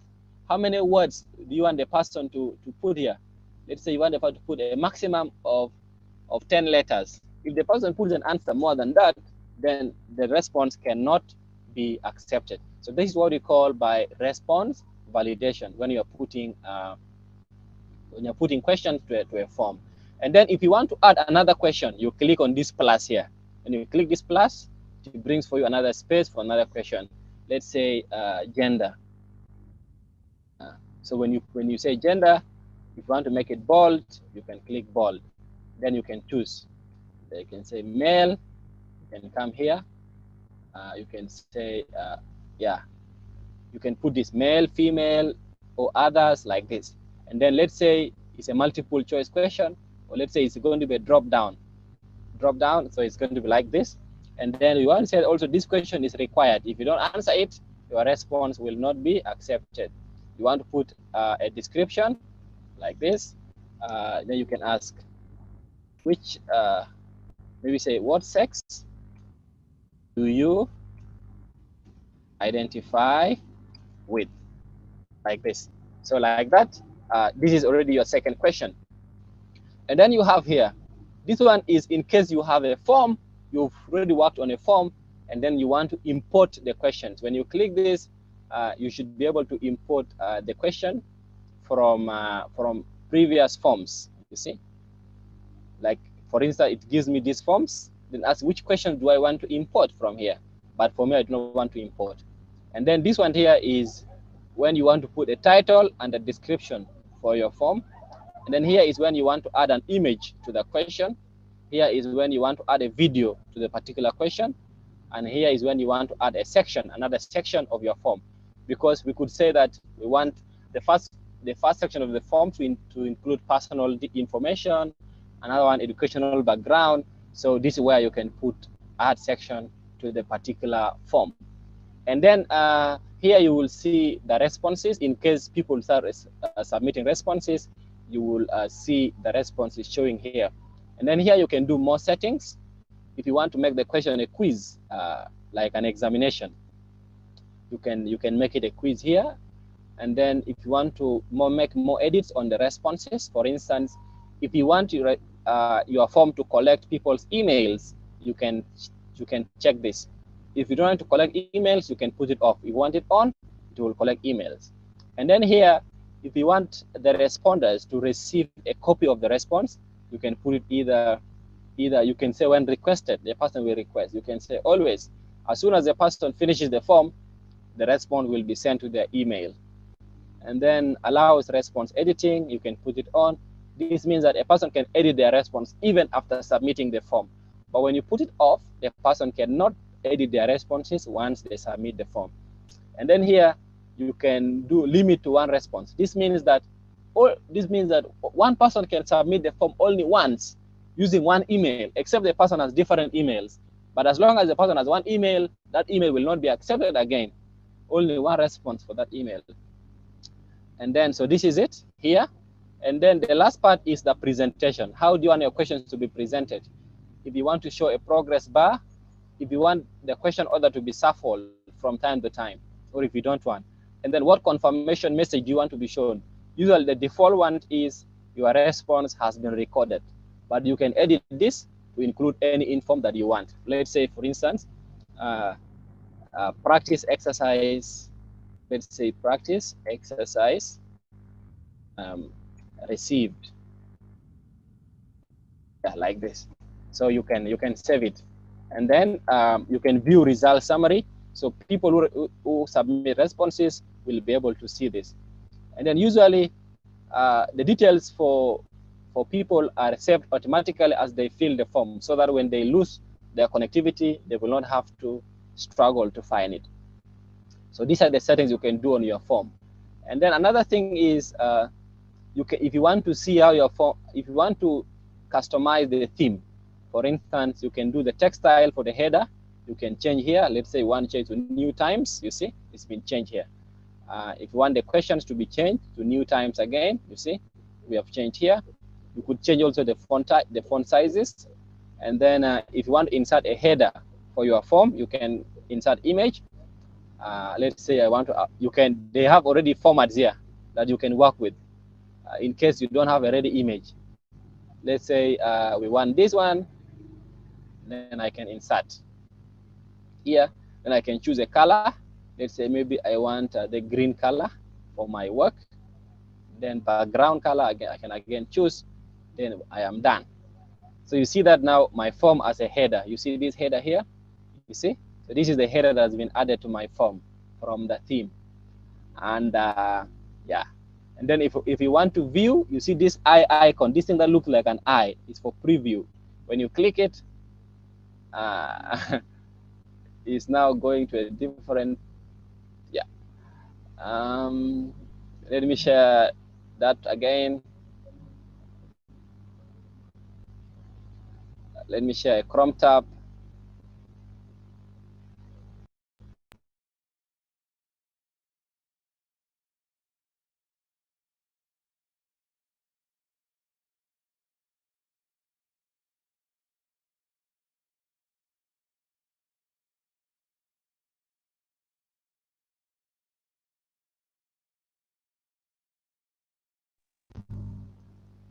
I shared, like I said, I can hear you.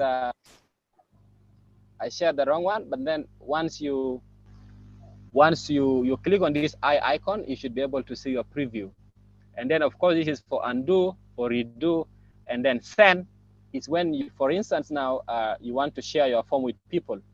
One, you can send to them via email. You can enter the email of people you want here, or you can just get the link here. You see this link? This is the link to your form.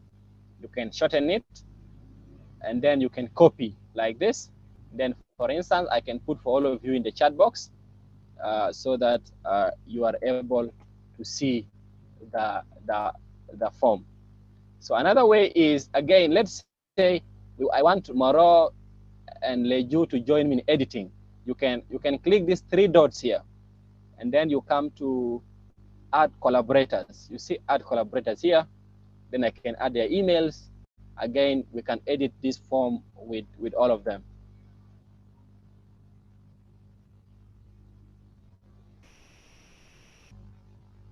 Yeah. So again, I can put an image, and then I can send like this. So all of them will have access to this form, and we can edit this form together with them in case there are any issues, in case there are other things that they want added. So we can do that. Or again, I can just come and say to change it to anyone with the link, and then I will say copy editor link, and I share with you guys in the chat box. Then any of you who clicks on this link can be able to edit this form with me. Any questions? Okay, just one thing again, excuse me, one thing. Now I see one person has submitted response. So when you submit your response like this, now if you want to see your responses, have you seen this link here? This is Google Sheets. So this is where you are able to see your responses, or you can see them like this. For instance, either quote, the email for the person who has recorded this is either quote, the name is here, the gender is here, and so forth. So you will see their details in that manner. Or you want to see the per questions, you want to see the responses per question. For instance, it will tell you question 1, this is the response. You can move to question 2 like that. If you want to see individual responses, you click here, and you should be able to see response individual by individual. You see, you can move to as many responses as you might have. And then you can also view the results in Google Sheets. When you click these sheets like this, it will ask you to create a new sheet. Then you say create. Then you will see the results of the form responses in Google Sheets. Let me just share my screen again so that you can see the Google Sheets. Chrome.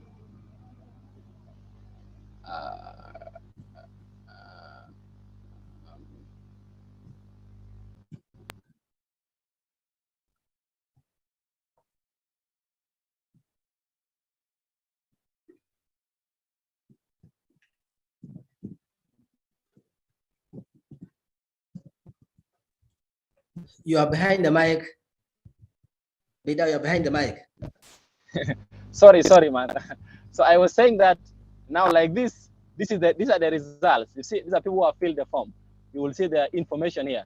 You will see the time. What time did he complete the form? He completed the form on this day at this time. He completed the form on this day at this time. You see, this is the email of the person. This is the name. You see, so you can easily now analyze your data from here. Any questions? Mandenya, I see your hand is already up. What do you want to ask? Mandenya, I see your hand is already up. Yes. So my question today is about the IP addresses in South Sudan. There was once I tried to create this form, and then that thing was disturbing me so much.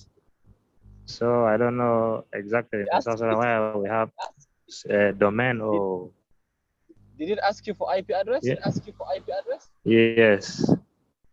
No. Google So I was form first. that. Google form that. What about the domain for South Sudan? Is .ss. .ss. Okay, that is also another thing that I wanted to know, because I used to face challenges in it. Yeah, it's .ss. For instance, if So you are a government you institution, said yours will be gov. Yours will be for the name. For instance, I am getting some echo from my side. Yeah. Okay. Yeah. So what I was saying was the domain is .ss. For instance, if it is an NGO, then it is .org, the name of the NGO, and then .org.ss. If it is government institution, .gov.ss. If it is a company, .com.ss. Yeah. Okay. Yes. Thank you. Ojara, what is your? Okay, thank you very much. Thank you very much. I was asking, for instance, if I want to collect opinion, or I'm doing a research, and then I'm targeting my audience to be those on social media, especially Facebook. How can I share the link with them?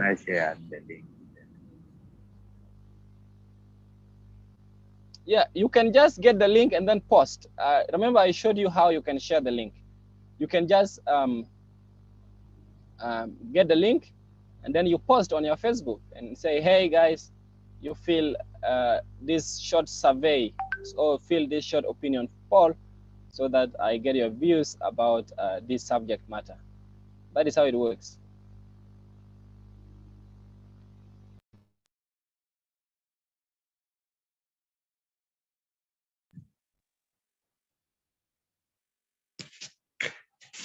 I'm really so happy for your introduction, just so early granted. Thanks a lot, really. Ojara, I was saying that you see, this is the link to your form. So you can just copy this link, and then you share this link anywhere on your social media, on WhatsApp, on any platform where your audience are, and then they should be able to give you feedback. Yes, Moro?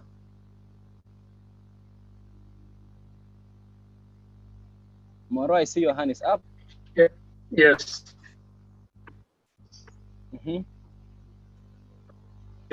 This is really something.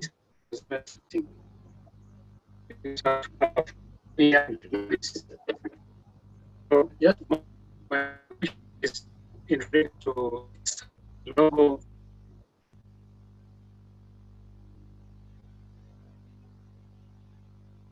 I am not getting you, Moro. Page. Hello? Hello? Yes, please, Moro. Yes, please. Yes, I was saying, how do I insert like a logo or even a page like to identify the institution that I might be representing? And secondly, you want to insert it on the form? Yes. Okay. Then also extracting in form of a report. How do I extract it? Yeah, you can extract it from you can extract it from your data from the Google form, from the Google Sheets. You saw how it was connected with the Google Sheets, right?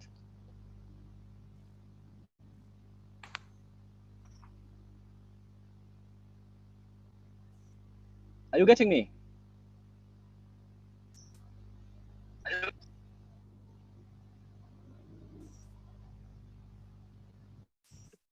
Okay. Hello? Yes, please. I didn't really see it well. If you don't mind, you can easily. So I was saying that there are a lot of ways you can get the responses. Okay. One of the ways is you can kind of come to responses, and then you will see this view responses in sheets, or you can even print. For instance, if you see by individual, you can print the response here. It will tell you preparing to print. So this is how the responses will look like of each information. You see. So this is when you are trying to print the info. And then when you want to link it to Google Sheets, this is how it will link to Google Sheets. When you, let me share the results in Google Sheets so that you see how it looks like in the Google Sheets.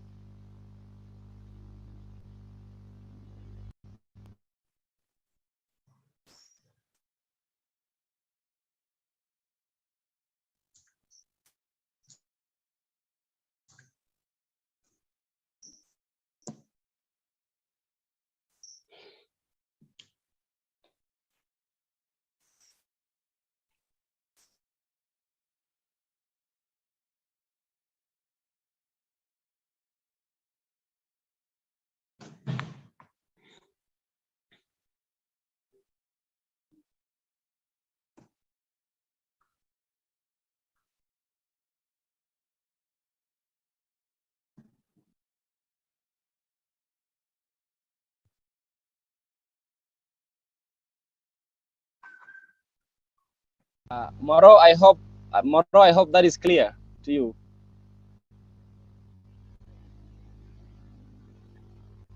Yeah, sure. Thank you so much. Thank you. Okay, great. Okay, so thank you all, ladies and gentlemen. Our time is up, and we should be able to close our session. Let me just share a closing poll. Just you tell us what you think about the training, and then I'm going to share the attendance so that you are able to fill the attendance for today, and then we meet tomorrow. Tomorrow we'll look at some aspects of Google that we have not finished, and then we'll look at Microsoft Form. Microsoft Form shouldn't take us long, and then we conclude with Canva. So just finish the poll that you are seeing on your screen. And thank you all for coming through to attend. I hope that you have learned one or two things. Please fill your attendance before you leave. I have put the register your attendance. Please. Yes, please, Moro. But I'm just feeling curious with what has popped up. If I can be in position to also do that. Oh, this one here? Yes, the poll. Oh, this one here, you do it on Zoom. You do it on Zoom. It is inbuilt. Okay. Yeah, it is inbuilt on Zoom. So, what do you use Zoom for your meetings? Yes. Yeah. So usually you use a paid Zoom or free Zoom? A free Zoom. It's not there in free versions. It's there in paid versions. Okay. Yeah. The paid versions is normal how much? Yeah, is $14 per month. $14 per month. Okay. Yeah, $14 per month. But if you get a discount, you can get like you could, and then you can pay $149 per year. Okay. Yeah.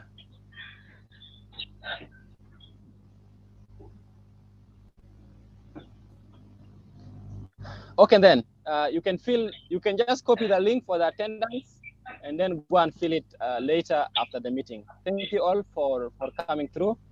Let us meet